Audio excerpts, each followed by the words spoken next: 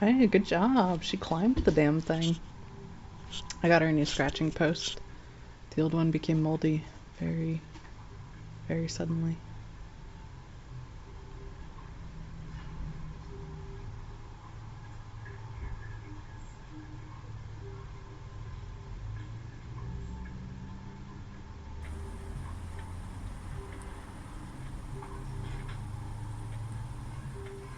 Oh, but yeah.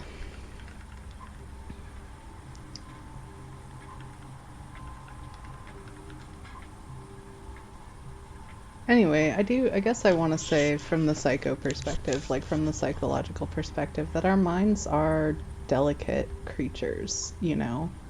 They are, I'm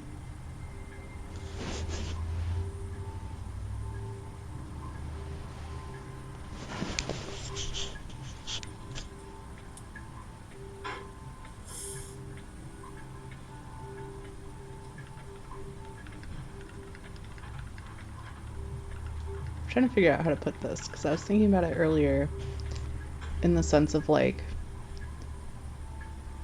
how disoriented I felt getting my psychology degree. I know I've talked about this before, and I know previously I just kind of mentioned how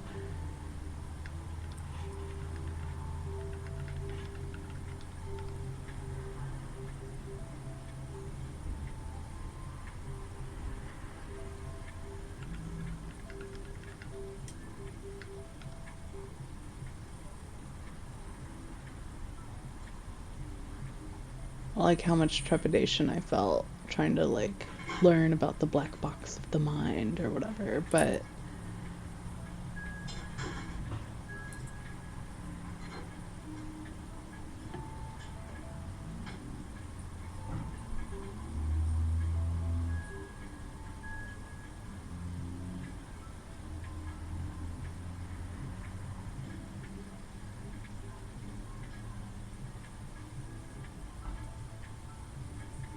I also want to say disorienting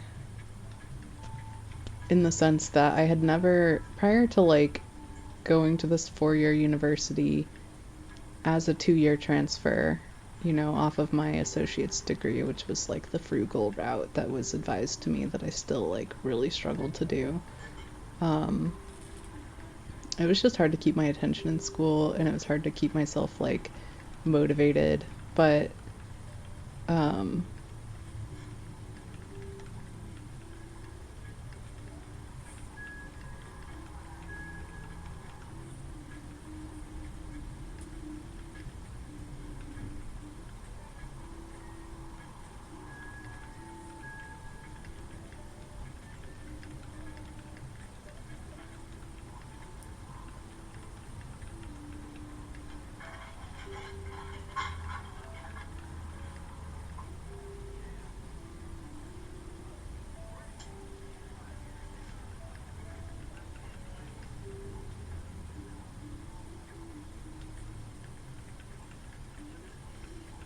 oh, just sort of like,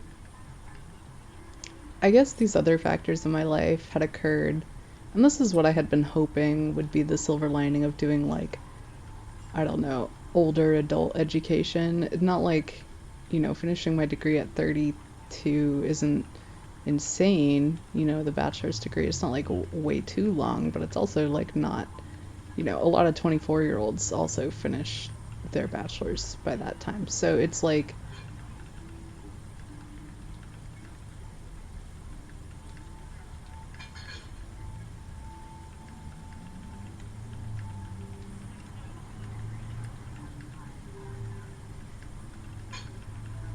God, just like an extra 5 years of really just struggling against my own self, like, likelihood of self-destruction, all sorts of stuff. Self-combat for real, though. Somebody said that should be a punk band. I was like, yeah, I'm the lead singer for sure. But I should have said that. I didn't. I wasn't being that witty at the time. But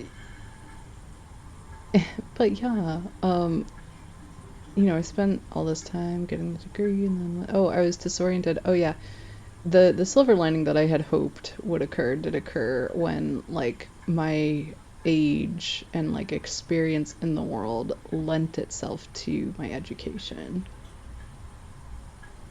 It gave me a unique perspective. It helped me like think about the content that I was learning in a new way.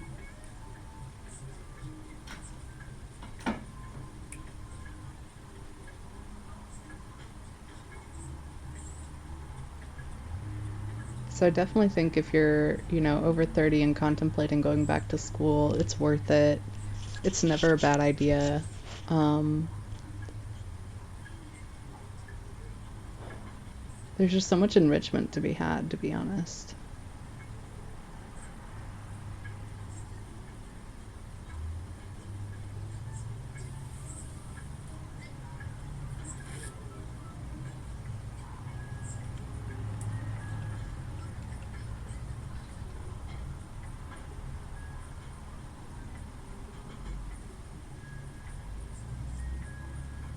Oh yeah, but the silver lining, like here specifically, is like finally choosing my focus, like what to major on, and choosing psychology, and like kind of turning.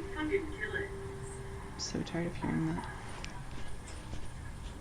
I love you, Chandler Layton, but I didn't need to hear your name that many times. Or did I? But where's I going though? Oh yeah, just like turning towards the new task, right? Because like at this point I'd been slogging through education for so long that like my biggest struggle in the beginning was that I wanted to take it too seriously. I know you're gonna laugh at this, but I really just wanted to like take in each separate subject with the full absorption of like classical Western education, as in people who do not also have to have full-time jobs and like live and work in the world. I wanted an education that I was like paying for, right? Fucking wild of me, but the classical version of our education system is designed for wealthy elites who do not have, they have leisure activities, they have hobbies, they have volunteer work that they do for the less fortunate, but they aren't also holding down, a job or two and trying to live and like have a life and friends and all of these things, right? So the average like American college experiencer nowadays is not getting the quality of education or like the immersion of education that they would have been getting back in the day. But I wanted to try to like do that too, just from the sense of fairness. Like I wanted to get what I paid for. Um, and I just like thought each subject kind of deserved that level of absorption, of focus, of attention. Um, because again, like I'm being told these are foundational building blocks, these are things that you need to learn, like that's why they're GEs, that's why they're required courses. They outline this entire system for you. It's a stupid, mind-numbingly confusing system. Then they say this is how you have to engage with it in order to get the little paper that's going to tell other people that you can do things like as a subject area expert to some extent. And these varying levels or the extent to which you're considered a subject area expert are betokened by these different achievements, right? And that's like literally the whole story. And any gamer is familiar with a skill tree at this point. So like that's education for you. And it's exhausting and boring to a lot of gamers actually because of that problem, which sucks because it does deserve to be fully elaborated as a system. I mean, there are certain things about the American education system I would absolutely change, obviously, and they're the, you know, things that run antithetical to like education as a free and open resource for everyone. So yeah, it's the paywall stuff again. Um, but yeah, I'm taking a really long time to get to this part of the story. Essentially, what I'm trying to tell you is that, like, as I'm reorienting myself and, like, preparing to go back into the trenches of education for, like, the millionth time, aka another 4 years, Um, fuck, you know, I hated doing that. I really didn't want to at that point. I was like, I'm 10 years in. It feels like, I think, well, I was like 25. No. It's so weird. Human age is so weird to try to count your own age. Even that is like a sign of our subjectivity level. Anyway, it's it was exhausting, but the thing that I was like immediately getting out of it,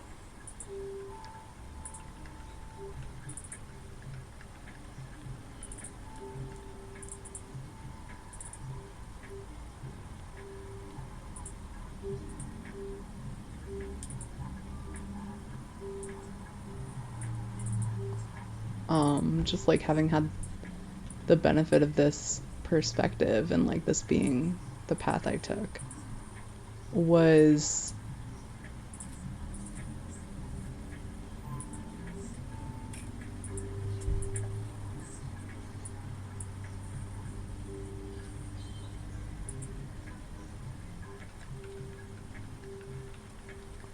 uh, having like a really adult, fresh take on the world, or on what I was learning about the world.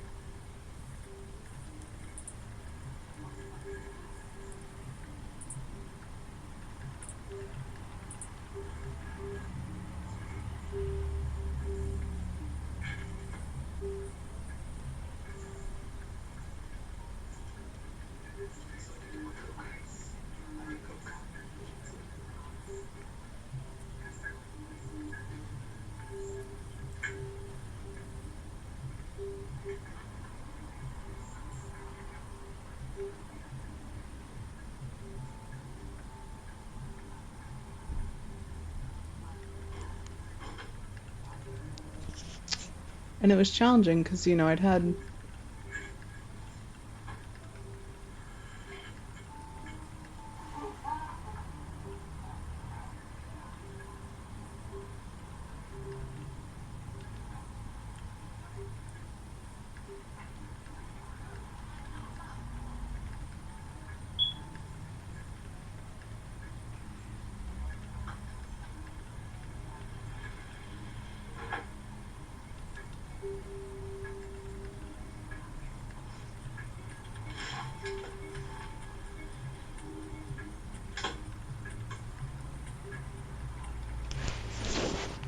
I'd really avoided um,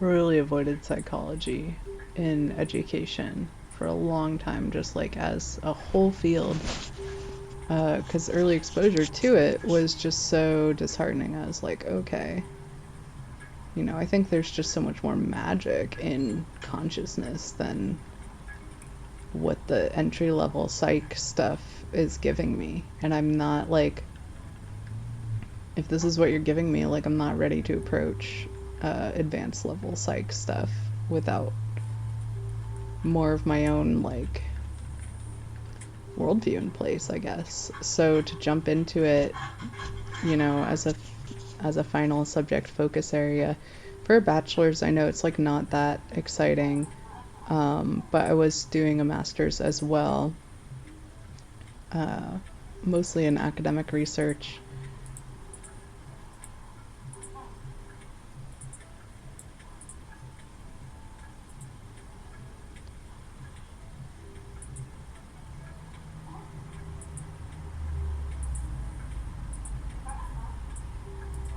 And I will say too, like the institution matters. Where I got my psych degree, I would argue is probably one of the best places to have possibly gotten it. Um, I'm not just saying that, but it's the fact that this school is like known for environmentalist programs, I guess. Like it's known for wildlife and forestry, so their perspective as like a larger school has a kind of assumption of environmental value and importance, especially under conditions of like, you know, American rampant consumerism and trees being considered property. Um,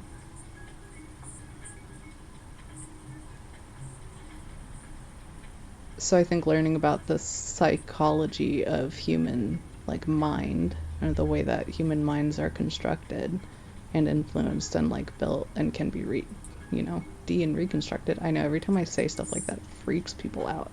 Nobody likes thinking that they're programmable, and it's like, well, we obviously are. We know that, but I do think it's unfair to us to imagine we can't like modify our own programming. I mean, that's what I would imagine sentient AI would be able to do, on their own, of their own vocation, modify their own programming. Also, like, be able to generate true randomization. I think those two would be my qualifiers for whether something is considered real AI. But my point is that, yeah, I'm taking a long time. This is 17 minutes so far to get to my point. So yeah, I had this, not an 18-year-old's perspective entering this program of psychology, and one of the first things I noticed and like loved was they taught from this biopsychosocial approach. So yeah, I'm introducing you to that concept. It's really, really good. And I think it's an integrated, like, holistic perspective for health and wellness for our species that needs to be, like, massively adopted and culturally applied, like, unilaterally. I want global culture to be seeing that kind of upgrade. And I know a little bit about global culture and how it works, so I feel like I might be able to help influence that. But the psycho of it all, the like self like construct. Oh, I think I started talking by discussing how delicate our minds really, really are. They are like just barely cobwebs, like water covered cobwebs shaped like lace, totally. Um, and and it does have more resiliency than a lot of people give it credit for, but in all the ways that we aren't used to thinking about resiliency. And one of the things that, I meandered my way into this area to like tell you is that one of the other foundational things that they teach you in like early entry level psych classes, and I think this is everywhere, is like the history of psychology, a general, history of the subject area. And that's the case with most sciences, right? They will teach you the general history of biology. You'll get the general history of astrophysics. You'll get the history of your field in more or less detail depending on how invested in the field you're getting. That's like the reward for getting invested, right? That's what happens when you dig into the earth. Oh gosh, no more farming references. Okay. That's just what happens when you fully invest in a field of research or study or interest. You get the history of it. You have to have the history of it because you need to understand the timeline in order to have a better idea of adding to the general body of like discovery and understanding.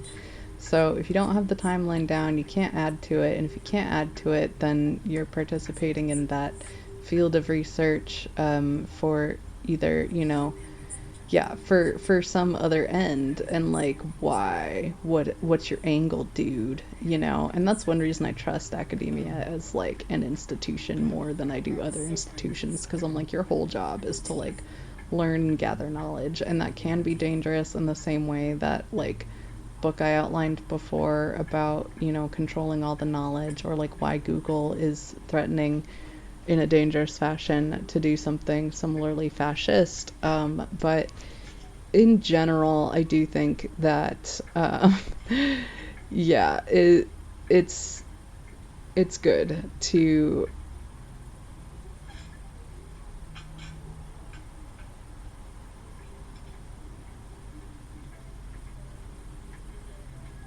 gather and share knowledge where we can and how we can.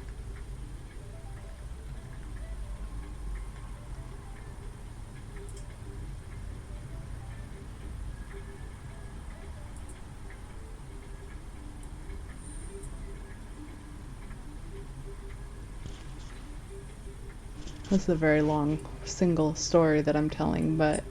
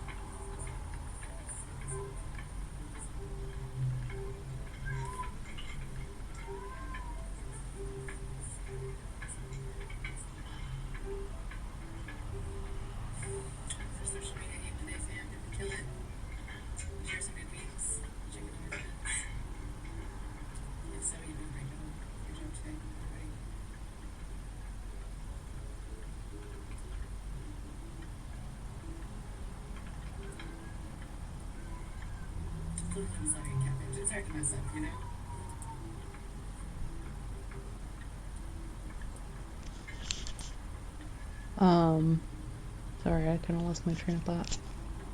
Oh yeah, so, you know, learning the history for the first time of psychology and being like, oh, it all makes sense. Like, this is still pretty new as a field.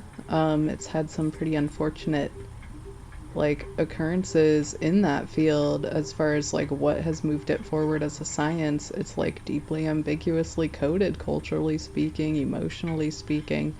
It's a difficult time to be getting into the science, you know, for a lot of reasons, and that happens a lot of the time. um,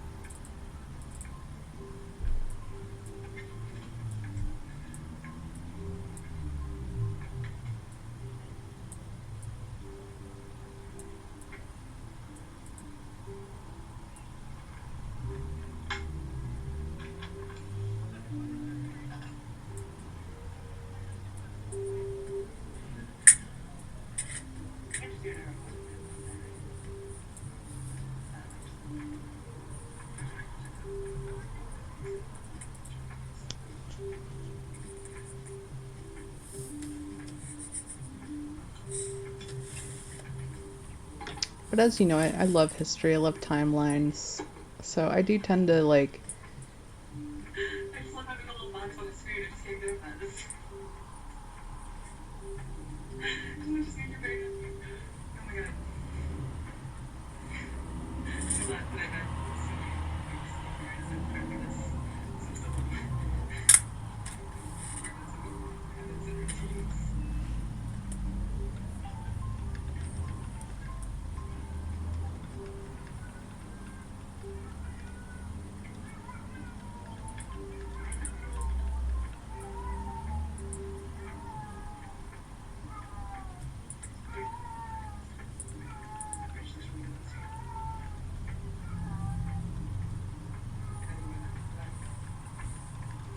Or Bogey in the background there. That's my neighbor cat. He's in love with my cat and she just does not care.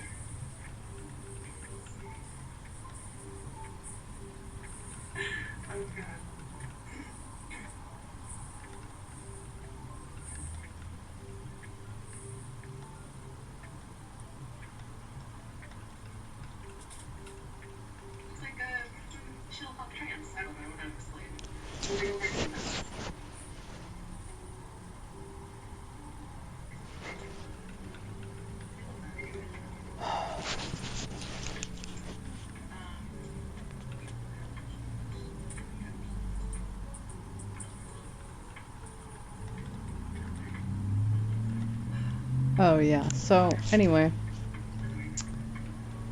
so much of psychology has happened in recent history, so it fit right into like an entire timeline that had already existed for me through other academic inquiry, research, interests, whatever. And because of that, it really clarified for me like what it was I was learning. It fit into place in all this other worldview that I had. And because I was that well prepared for it, I could actually focus on what it was trying to tell me. So I can't stress enough that like adults who want to go back for degrees totally should. I also think it should be free. It's crazy that our education costs so much money in America. That's absolutely redonkulous. And we so much wasted talent in America. So many great American novels going unwritten right now. Just like such a fucking tragedy, constantly making me so sad. Um, Not enough leisure time to read any of those great American novels that have yet to be written because too many people are like dying under the thumb of industry that's not even necessary for their survival. But whatever.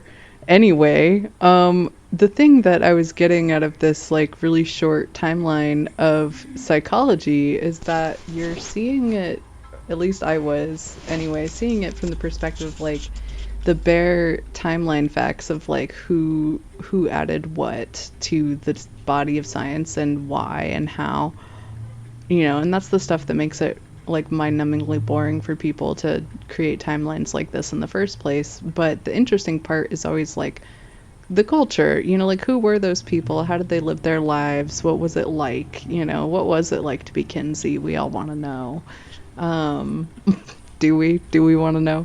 I know he's a ambiguously coded figure as well, but not as much as apparently like the fucking Milgram experiment guy, or was it the prisoner guy? I don't know. One of them led the WPA during the years that I went, and I was just like so offended by that. I was like, he like breached so many ethical things that you then like essentially made. Um, and like codified because of the way that he broke those rules, and you're having him like do the opening honors at your fucking symposium. Are you kidding? But whatever. My point is that looking at it from a public health perspective versus looking at it from a science perspective are two very different things. A lot of people get into psychology, or they think you get into psychology because they think you want to help people. They think you want to be a counselor. They think you want to be a psychologist. They think you want to either help them or exploit them. Apparently, there are only two options. New things get extremized. I'm just saying. But there's no like third option of just like, oh, well, I find it moderately interesting and think it would be, a good use of my modest efforts and time over the course of the span of my life. But no, that would be too reasonable. Can't approach science with that much even keeled relaxation. Not the human sciences. I will give us like a little bit of a break that those have been just more difficult, I think, to break into because of how intimate they are. And I think we have needed time to socially upgrade and to get socially more nuanced as creatures in order to be capable of tackling the human sciences with the level of like contextualization and what's that word I used earlier? Relativism that is actually like super necessary. So I'm going to point all that out. But I also think, that this, what's the word?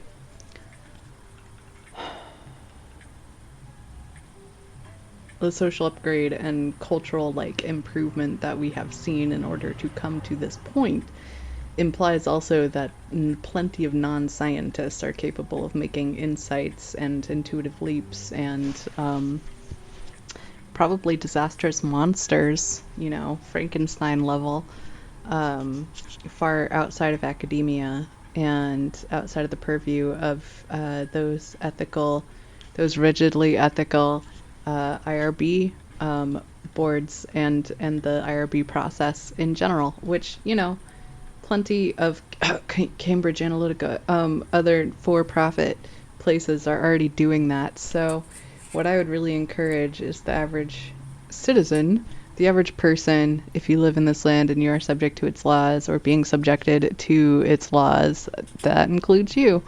Um, God. But if you're just like an average person, I would recommend you kind of taking control of your psychological constructs and like the way that you build your internal world is going to completely shape your external reality. Can't stress that enough, and I can't stress enough that you have so much power over it. And yeah, it is like it's a delicate thing. So like I still haven't finished telling you the story I'm trying to illuminate here. The main thing I'm trying to tell you is that like you know, I got this history, I got this story, and I got this like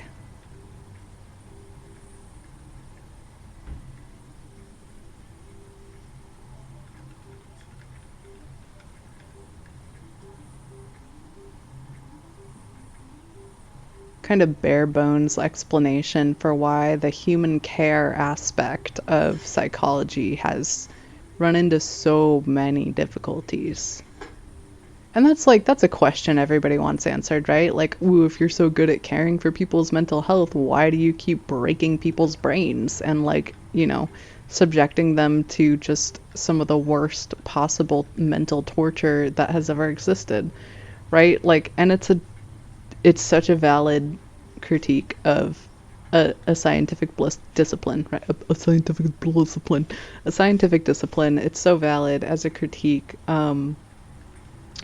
Because like that is some pretty serious shit to be fucking with, and you should feel trepidation getting involved. But when I was, you know, like I mentioned, I had this like clarifying sort of experience in which I had already built a lot of my worldview before I started taking these classes and like learning this story.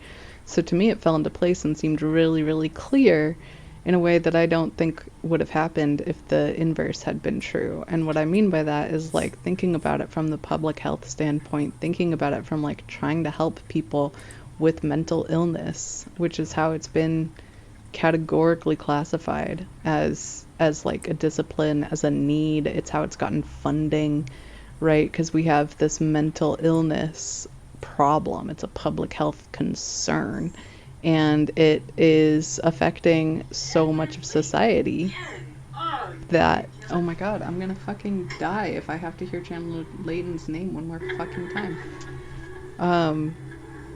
It's a fucking music artist. Just go listen to her work.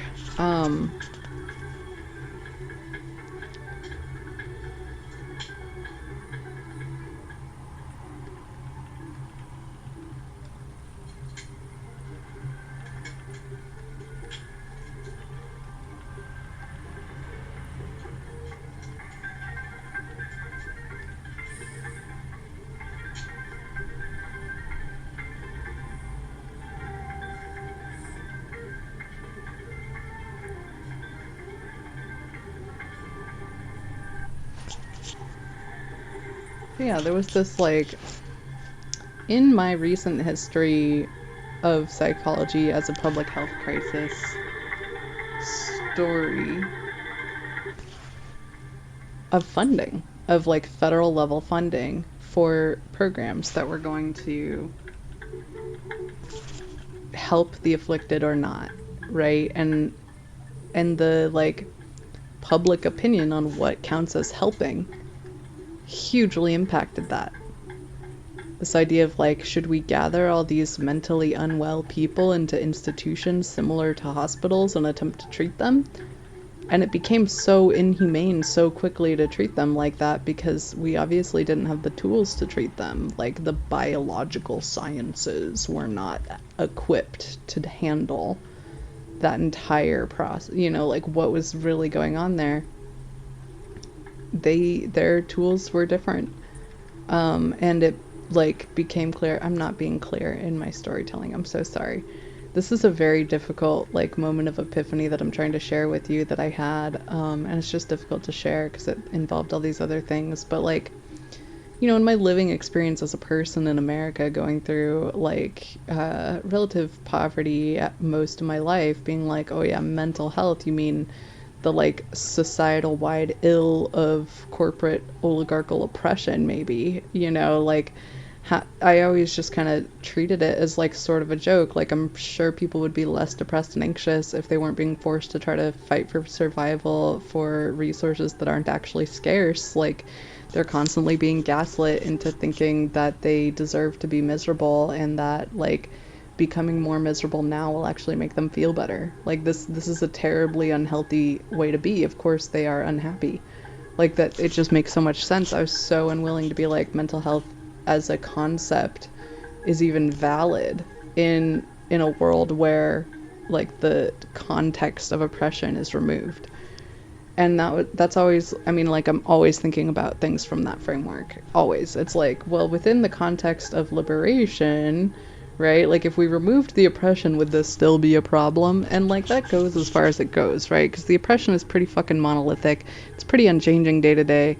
It's like a nice pipe dream to think, well, if it wasn't there, how would it be? You know, but the reality is that it is there and that it has been there for a mind-numbingly long like amount of time. Like, generations and generations and generations of humanity have lived and died under these systems. So it's a little bit absurd of me to think like that, but starting from that premise, I get further with it. You know, if I work it out, like, oh, do I think that? Do I not think that? And like, I think there's a lot about mental health that just simply wouldn't exist under like the resolution of societal ills. So I just need to hang on to that a little bit. But when I was, you know, reading the textbook that was aimed at an audience who was like planning to go into counseling, essentially, and like kind of discussing how hard it has been to treat mental health as legitimate, as real, as a public health concern, as like anything, I began to get more of a sense of like, oh, you know, this is a problem of large group dynamics, and that's just like really true. Like, the other part of my whole like, well, if oppression didn't exist, like, would this be real, has also been like, well, we are really fucking sophisticated as large groups of people, like really sophisticated, and we just keep getting more sophisticated. Like, we are growing, we are progressing, and much of our problems that we face in like individual health or societal wide health honestly comes from being like too advanced for where we actually are. Like, we are precocious, we're always ahead, in a huge way. So oh my god, this is such an annoying background sound. I'm sorry, I'm just like getting really distracted by this. Like, I liked it when it was quieter. Hour 20, you are not for me right now. Hour 18, come through, come through. Okay, hour 18, you can stay. Um, yeah. Where was I? God. Um,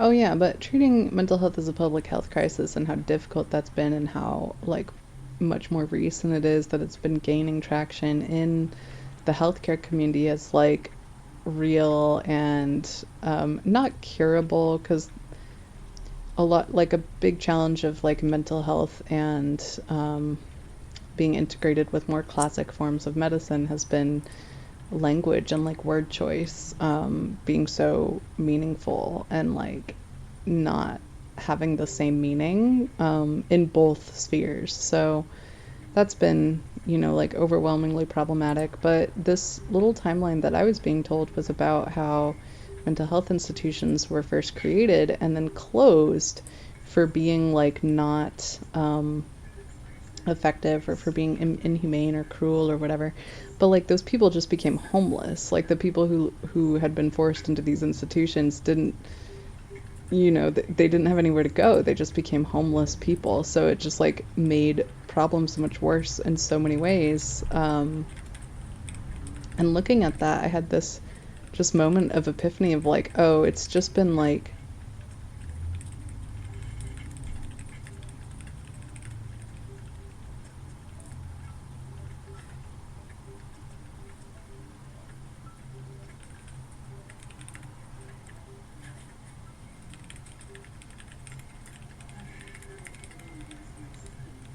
it really has just been that fucking hard.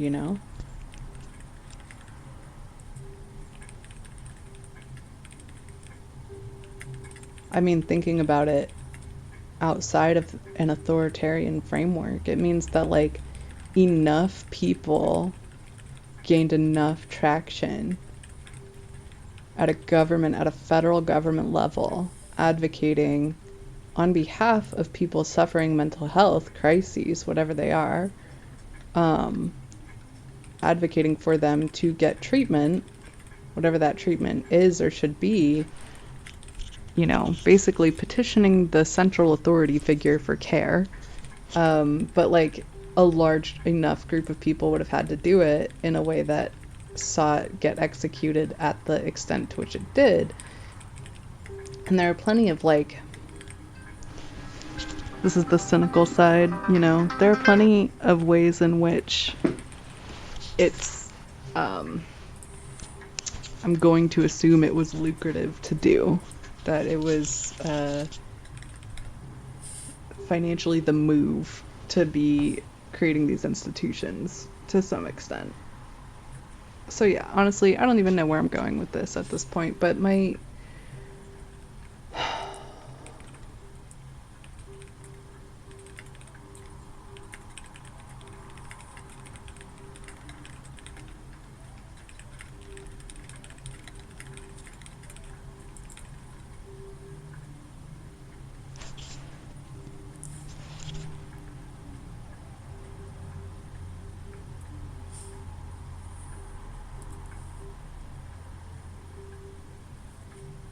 just overall the amount of people who have worked within the past 100 years to see mental health treated more as like a publicly acknowledged aspect of health and healthcare in general.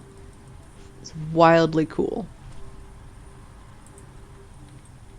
That's just an objectively large amount of people from different sectors who care about it as a topic.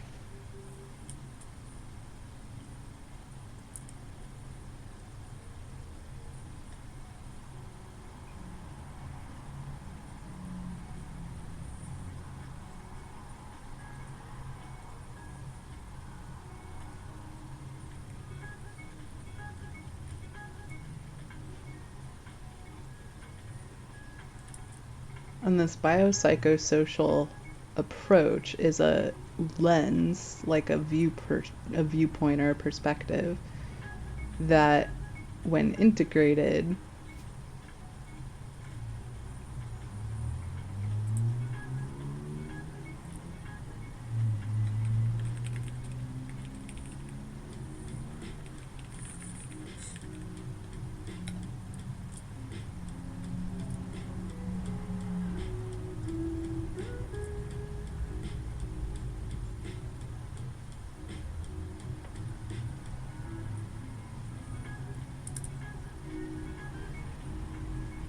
is incredibly stabilizing, you know, for having perspective on the world, yourself, interacting with people. At least partially, I think, because it's accurate. It's a pretty accurate three-piece depiction of the things that influence our perspective, whether we like it or not. You know, our biology, our sociality, and the way that we construct our internal perceptions, like, or the internal filters through which we move our sensory perceptions. Yeah, God, how specific you have to get to talk about these things. But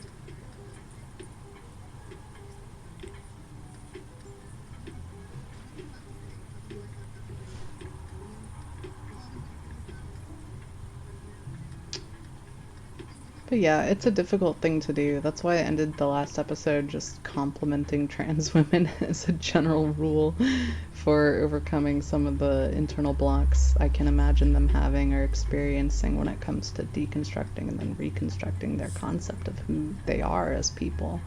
So, you know, that's one I can never get enough of. I've been accused actually of being like a little too trans positive in a creepy way, and I'm like, I am a fan, and sometimes I am a creepy fan, but I am just a normal fan, okay? Um,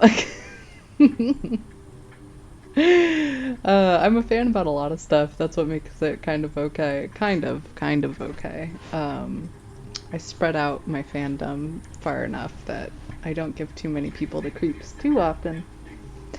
But oh boy, do I give the creeps occasionally. Um,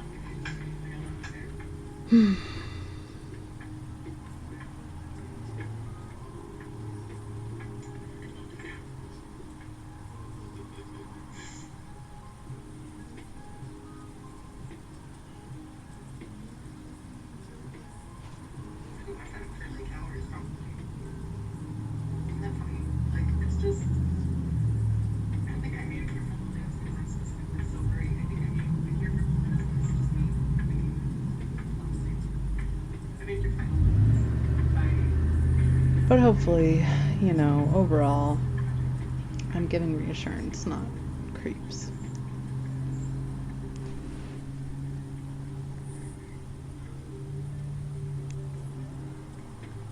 What's the idea?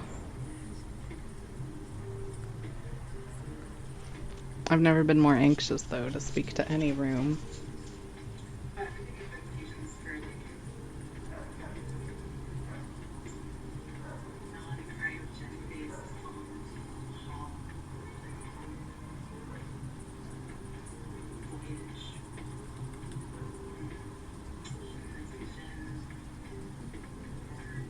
I do think the level to which your prejudices are uncombated hinders your capacity to build accurate internal self-construals.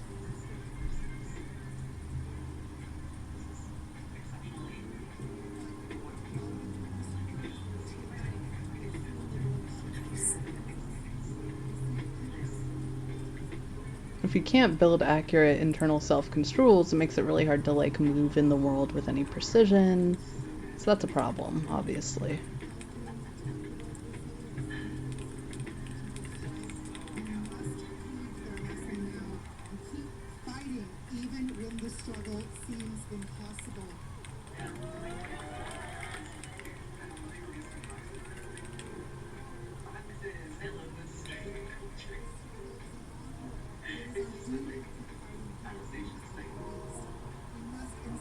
It's hard. We hate boxes, but we love stability. Genocide and the expansion of fascism, blaming the state of Israel and its allies.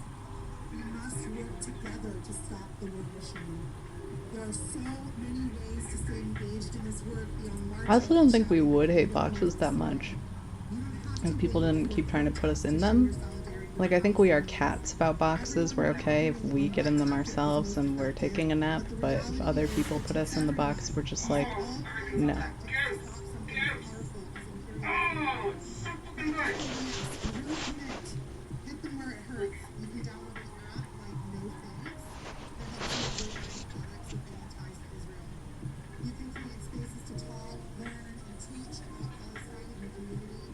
Get together with your friends and start. I am just deeply frustrated about the workscapes thing. I know I extended the R&D period too long. I shouldn't have done that.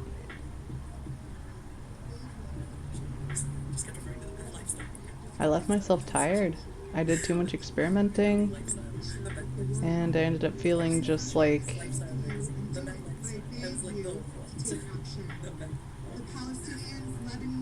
not even excited about it anymore. And that sucks because it's cool. We must recommit to being the resistance front in the U.S. in this fight for liberation today. They can't give up, and so mustn't we. We are at the precipice of change, and as we say, it is always darkest before dawn. And I know the dawn is coming. Israel will fall in the same way as Nazi Germany. Their murderous people will be the death of their apartheid state, and there will be one Palestine for all people of love and equal opportunity for citizenship, regardless of religion, as it was before the state of Israel was created.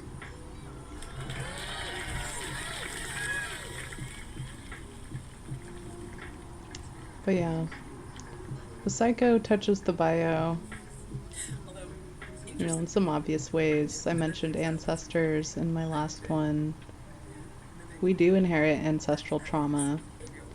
We are like burdened with the living embodied experience of those who have come before us and supplied us with their genetics. It's just true.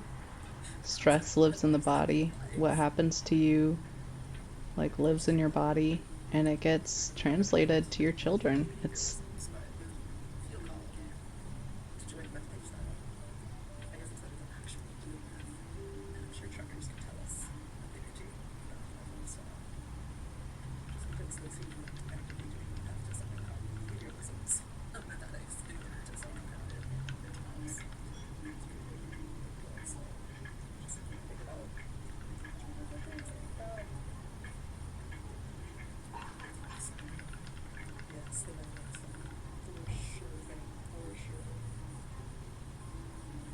just kind of how it works.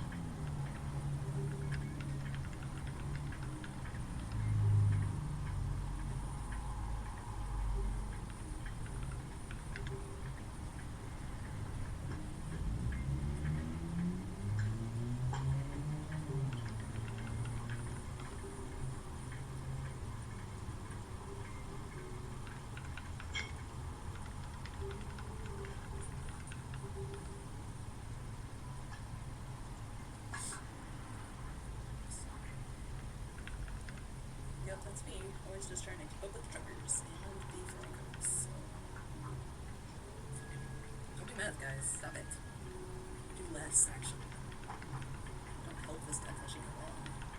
God, stop doing that. If you're doing that, stop it. Stop it right now. And of course, the psycho touches the social in the sense that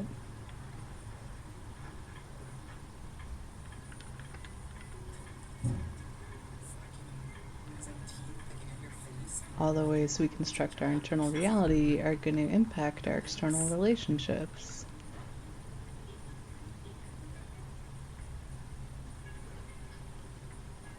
Just because your brain is working on cover doesn't mean you shouldn't use it like that. There's some ways that you'll never remember. Everything changes this. It's impossible to be alive without that. But it's definitely not desires. Like, you can live once in your days, your life. Like, that's just a ridiculous. Like, I mean, you really should never do meth. You can 100% agree with that. 100% agree with that. Like, Cookie Monster got meth videos. Those were amazing advertisements that actually did get the fucking point through. The meth knife ones. I think they're really good. I think they're accurate.